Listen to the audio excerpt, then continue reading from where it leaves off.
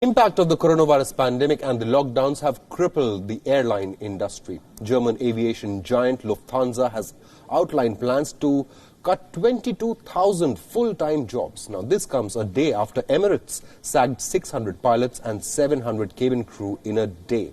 The airline industry will take months, if not years, to recover from the COVID-19 impact. Reports say Lufthansa will sack around 11,000 people in Germany alone during this process. The airline employs more than 135,000 people worldwide, and about half of them are working in Germany. Lufthansa met with trade unions on the 10th of June and has set a goal of reaching agreement on the proposed job cuts within a week. The carrier predicted a slow recovery in demand and expected to have about 100 fewer aircraft after the crisis. Lufthansa says job cuts are necessary at this point of time so that the company could get a better restart in the future after the crisis gets over. The next 12 to 18 months. German government and Lufthansa are yet to sign the agreed terms of a rescue deal worth $10 billion. Meanwhile, Lufthansa shareholders and the European Commission have not signed the deal which offers German government a 20% stake in Lufthansa. Lufthansa isn't the only airline laying off people in an effort to sustain its presence in the competitive global aviation market.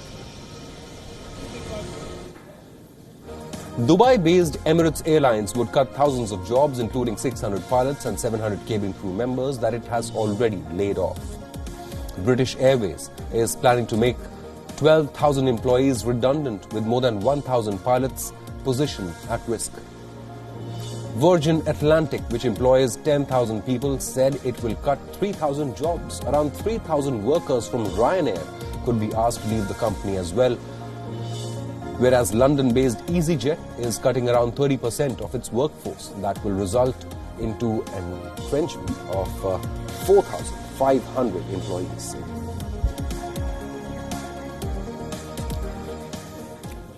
Joining us on this broadcast is DW correspondent Daniel Winter, who's joining us live from Berlin.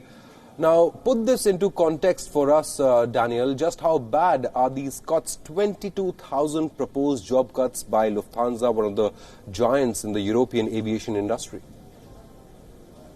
That's right, 22,000 full-time workers, 26,000 if you include the part-time workers. That ends up being about 16% of Lufthansa's workforce, which may not sound like a huge proportion, but it is among the biggest cuts that European airlines have made so far in this crisis.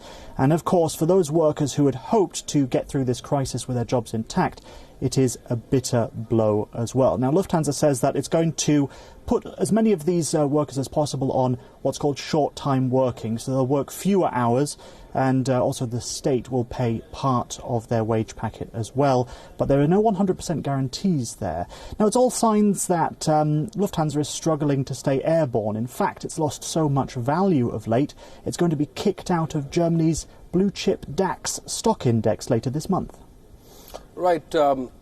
What has the reaction been? Has there been any reaction from the Lufthansa Employees Union that had been pushing for jobs to be safeguarded in the bailout deal, the multi-billion-dollar bailout deal that was being proposed, but it hasn't been finalized yet?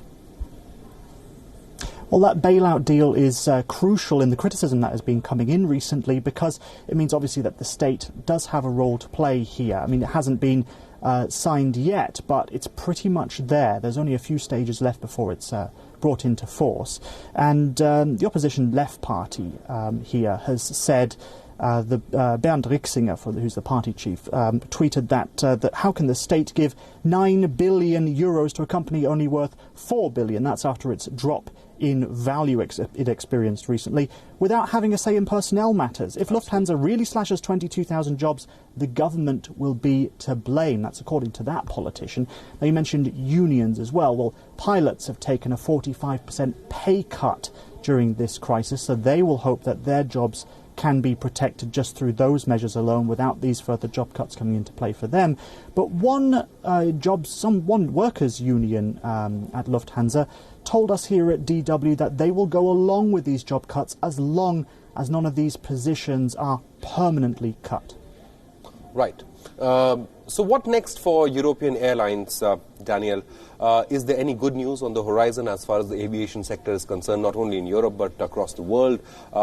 Because Europe is looking to salvage its summer tourism season, so there may be some hope on the horizon.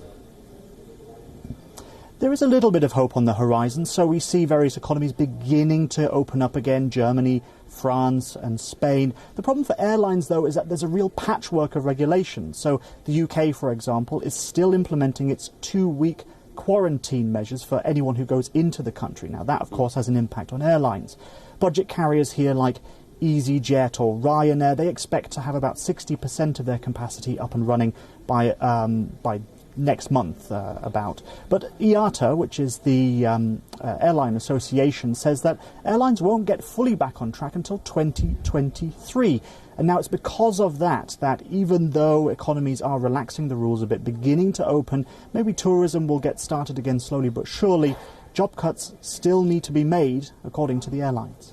Right. Daniel, thank you so much for joining us from DW News, getting us all the updates, not only in Lufthansa, but European aviation industry. And as Daniel was also mentioning, 3 British airlines are now combining to sue the British government over its quarantine rules. Daniel, thank you so much for joining us on this broadcast.